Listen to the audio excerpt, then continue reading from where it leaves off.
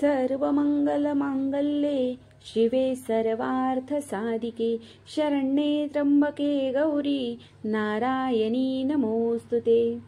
नमस्कार मंडळी, श्री स्वामी समर्थ। मी संध्या माझ्या चॅनलमध्ये तुम्हा सर्वांचं खूप खूप मनापासून स्वागत करते। बघा, प्रत्येक नवरात्रामध्ये आपण आपल्या आईची, आपल्या कुलदेवीची, आपल्या आई भगवतीची आपण ओटी भरत असतो। तर हीच नवरात्रामध्ये देवीची ओटी आपण कधी भरायची आहे, कशी भरायची आहे, ओटीमध्ये साहित्य काय काय घ्यायचे आहे, जर आपण घटस्थापना केलेली नसेल तर आपण ओटी भरू शकतो का, गर्भवती महिलांनी ओटी भरावी का, हे सर्व प्रश्नांची उत्तरं आज आपण या व्हिडिओमध्ये पाहणार आहोत। त्यामुळे व्हिडिओ अगदी शेवटपर्यंत पहा। आणि जर तुम्ही माझ्या चॅनलवरती नवीन असाल तर माझ्या चॅनलला सबस्क्राईब करा। बघा, आपण घटस्थापना केलेली असो किंवा नसो तरीही आपण या नवरात्रामध्ये आपण आपल्या कुलदेवीची ओटी भरायची आहे।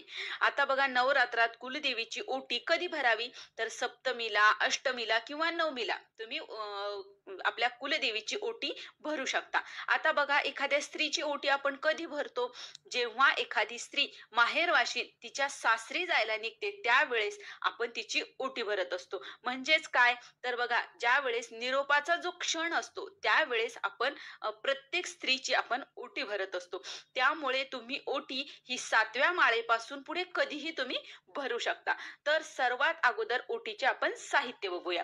बघा, देवीला सर्वात अगोदर आपल्याला साडी घ्यायची आहे। आता साडी कशी निवडायची, तर साडीमध्ये आपण जरीची साडी, रेशमी साडी किंवा काठापदराची कुठलीही साडी आपण घेऊ शकतो, किंवा सर्वात महत्वाची कॉटनची साडी तुम्ही घेऊ शकता। आता या साड्यातून सात्विक लहरी प्राप्त होत असतात, म्हणून याच साड्या आपल्याला निवडायच्या आहेत। आता यामध्ये रंग तुम्ही कोणता घेऊ शकता, तर बघा, रंग तुम्ही काळा सोडून तुम्ही कुठलाही रंग घेऊ शकता। पण बघा, शक्यतो जेव्हा देवीची ओटी भरली जाते तर तेव्हा हिरवा, पिवळा किंवा लाल रंग जास्त निवडला जातो। पण तुम्हाला जो घ्यायचा असेल तुम्ही तो घेऊ शकता, फक्त काळा रंग घेऊ नका। जर साडी न घेता तुम्ही फक्त ब्लाउज पिसाने सुद्धा तुम्ही ओटी भरू शकता। ओटीचं साहित्य घ्यायचं आणि ब्लाउज पीस, त्याने सुद्धा तुम्ही ओटी भरू शकता। यथाशक्ती आपल्याला जसं घडेल तसं करू शकतो, फक्त श्रद्धेने, विश्वासाने आपल्याला करायचे आहे। त्याच्यानंतर ओटी भरण्यासाठी आपल्याला बाकीचं साहित्य काय, तर बघा, 1 वाटी आपल्याला तांदूळ घ्यायचे आहेत। आईची ओटी भरत असताना गव्हाने भरू नका, ती तांदळानेच भरायची असते। तर 1 वाटी तांदूळ घ्यायचे आहेत। नंतर ओटी भरण्यासाठी आपल्याला ओटीचे साहित्य, त्यामध्ये आपण खारीक, वाटी, सुपारी, बदाम, हळकुंड आणि 1 श्रीफळ घ्यायचं आहे, म्हणजे नारळ आपल्याला घ्यायचा आहे, आणि शृंगारातील साहित्य घ्यायचे आहे। बघा, शक्य झाल्यास आपल्याला 16 शृंगार घ्यायचे आहेत। आता तुम्हाला जेवढे शक्य होतील तेवढे घ्या, पण असे शृंगार घ्या की ज्याचा वापर होईल। आणि जर तुम्ही घरी जर ओटी भरत असाल तर ते जे साहित्य आहे ते तुम्ही स्वतः सुद्धा देवीचा आशीर्वाद म्हणून तुम्ही स्वतः वापरू शकता। म्हणून जे काही साहित्य घ्यायचं आहे शृंगाराचं ते चांगलं आणि आपणच वापरायचं आहे, तर असं घ्यायचं आहे। त्याच्यानंतर त्याच्याबरोबरच आपल्याला 1 गजरा ठेवायचा आहे, किंवा वेणी सुद्धा तुम्ही ठेवू शकता, कारण गजरा, वेणी आईला अतिशय प्रिय आहे। तर गजरा किंवा वेणी ठेवायची आहे, हे सर्व साहित्य ठेवायचे आहे। त्याचबरोबर दक्षिणा ठेवायची आहे, आणि आईला सर्वात प्रिय आहे ते पान, विडा आपण ज्याला म्हणतो। बघा, जर शक्य झालं तर तुम्ही तांबूल सुद्धा ठेवू शकता, जे तुम्हाला शक्य होईल ते तुम्ही, पण पान असो, विडा असो किंवा तांबूल असो। आणि यथाशक्ती आपल्याला त्या ओटीवर आपल्याला दक्षिणा ठेवायची आहे। आणि बघा, जेव्हा आपण हे सर्व साहित्य आपल्याला एका ताटामध्ये ठेवायचं आहे, ताटामध्ये ठेवल्याच्या नंतर साडी ठेवा, सर्व शृंगाराचं साहित्य ठेवा, श्रीफळ ठेवा। श्रीफळ ठेवताना श्रीफळाची जी शेंडी आहे ती देवीकडे झाली पाहिजे, अशा प्रकारे ठेवा। तर आपल्याला तांदूळ टाकायचे आहेत। आता तांदूळ टाकत असताना 3दा तांदूळ टाकायचे, तर 3 वेळेस आपण हातामध्ये घ्यायचे आणि त्या ओटीवर टाकायचे। 3 वेळेस आपल्याला तांदूळ त्या ओटीवर, म्हणजे त्या ताटाच्या जे साडी वगैरे ठेवली त्याच्यावर टाकायचे आहेत। आणि त्याच्यानंतर हळद, कुंकू आपल्याला लावायचे, साडीला लावा, सगळ्या पूर्ण पूजेला, साडीला, श्रीफळाला, सर्व पूजेवर आपण हळद आणि कुंकू टाकायचं आहे। आणि त्याचबरोबर त्याच्यामध्ये तुम्हाला हळद कुंकाच्या पुड्या टाकायला विसरायचं नाही। तुम्ही करंड सुद्धा ठेवू शकता किंवा हळद कुंकाच्या पुड्या सुद्धा ठेवू शकता। तर हे सर्व साहित्य आपल्याला ओटी भरल्याच्या नंतर असं उचलून घ्यायचं हातामध्ये, छातीला लावायचं आहे आणि देवीचा जय जयकार करायचा आहे। आता देवीचा जय जयकार कसा करायचा तर बघा, उदयोस्तु श्री महाकाली महालक्ष्मी महासरस्वती राज राजेश्वरी आई साहेब, श्री अंबा माता की जय, श्री अंबा माता की जय, श्री अंबा माता की जय। अशा प्रकारे आपल्याला देवीचा जय जयकार करायचा आहे आणि ते ताट आहे ते आपल्याला देवीच्या समोर ठेवायचं आहे। आता जर तुम्ही मंदिरामध्ये जर ओटी भरत असाल तर तिथे सुद्धा तुम्हाला अशाच प्रकारे ओटी भरायची आहे आणि जे काही साहित्य आपण नेलेलं आहे ओटीला ते तिथेच ठेवून द्यायचं आहे। आणि जर तुम्ही घरी ओटी भरणार असाल तर ते सर्व साहित्य तुम्ही स्वतःसाठी वापरू शकता। बघा, बऱ्याच वेळेस आपण जेव्हा आपल्या देवीच्या मूळ ठिकाणी जातो तिथून आपण देवीला दिलेल्या साड्या आपण विकत घेऊन देवीचा प्रसाद म्हणून आपण आपल्या घरी घेतो आणि आपण आपल्या स्वतःसाठी घेत असतो। त्याचप्रमाणे ही सुद्धा देवी आहे आणि हा सुद्धा प्रसाद म्हणून तुम्ही ही साडी हे सर्व साहित्य तुम्ही स्वतःसाठी वापरू शकता।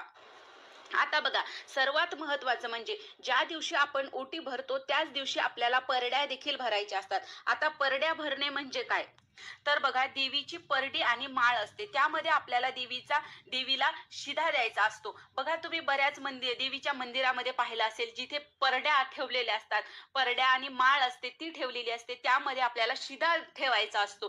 त्या शिध्यामध्ये काय काय असतं तर बघा, त्यामध्ये असते गव्हाचं पीठ असतं, मीठ असतं, तांदूळ असतात, लाल मिरची, तेल, हरभऱ्याची डाळ, गूळ, हे सर्व साहित्य आपल्याला त्या परड्यामध्ये भरायचं असतं आणि परड्यांची पूजा करायची असते, दक्षिणा टाकायची असते। जेव्हा आपण परड्या भरतो तेव्हाच आपल्याला आईची ओटी भरल्याचं पूर्ण पुण्य फळ हे आपल्याला मिळत असतं आणि तेव्हाच आपला संपूर्ण व्रताचं फळ हे आपल्याला मिळत असतं, नाहीतर आपलं व्रत हे अपूर्ण राहत असतं। म्हणून परड्या भरण्याला खूप महत्व आहे। तर बघा, आता जर तुम्हाला शक्य झालं तर तुम्ही मंदिरामध्ये जाऊन परड्या भरू शकता, पण बघा या परड्यामध्ये जे साहित्य आहे ते थोडक्यात कुठलं आहे तर थोडक्यात सांगायचं म्हणजे ते सर्व साहित्य पूर्णाचं आहे। गव्हाचं पीठ, हरभऱ्याची डाळ, गूळ, तांदूळ, मीठ, मिरची हे सर्व पूर्णाचं साहित्य आहे। जर तुम्हाला एखाद्या मंदिरामध्ये जाणं शक्य नाही झालं तर अशा वेळेस ते सर्व साहित्य थोडं थोडं तुम्ही एका ताटामध्ये काढायचं आहे। दक्षिणा वगैरे सर्व साहित्यामध्ये काय काय आहे परत एकदा सांगते, गव्हाचं पीठ, मीठ, लाल मिरची, तेल, हरभऱ्याची डाळ, तांदूळ आणि गूळ हे सर्व साहित्य थोडं थोडं आपल्याला एका ताटामध्ये काढायचं आहे आणि जिथे आपण ओटी भरलेली आहे तिथेच देवीला हे सर्व साहित्य तिथे ठेवायचं, त्यामध्ये दक्षिणा ठेवायची आणि त्या ताटाला हळद, कुंकू, अक्षता, धूप, दीप दाखवायचा आहे। तर अशा प्रकारे सुद्धा तुम्ही हे करू शकता आणि हे केल्याच्या नंतर 7व्या, 8व्या किंवा 9व्या माळीला तुम्हाला ही परडी भरायची आहे आणि जेव्हा कधी तुम्ही मंदिरामध्ये जाल तेव्हा हे साहित्य तुम्ही मंदिरामध्ये ठेवायचं आहे। पण बघा, आता तुमचं मंदिरामध्ये जाणं ही शक्य नाहीये किंवा तुमच्या जवळपास मंदिर नाही, तर अशा वेळेस ज्या वेळेस तुम्ही अष्टमीला, नवमीला किंवा दशमीला, दसऱ्याच्या दिवशी आपण पुरणाचा स्वयंपाक करतो, तर तेव्हा तुम्ही पुरणामध्ये ते साहित्य वापरा आणि त्याचाच नैवेद्य तुम्ही देवीला दाखवा। असं सुद्धा तुम्ही करू शकता। असं केल्याने तो जो नैवेद्य आहे तो देवीपर्यंत पोहोचतो। तर अशा प्रकारे विधिवत आपल्याला देवीची ओटी भरायची आहे।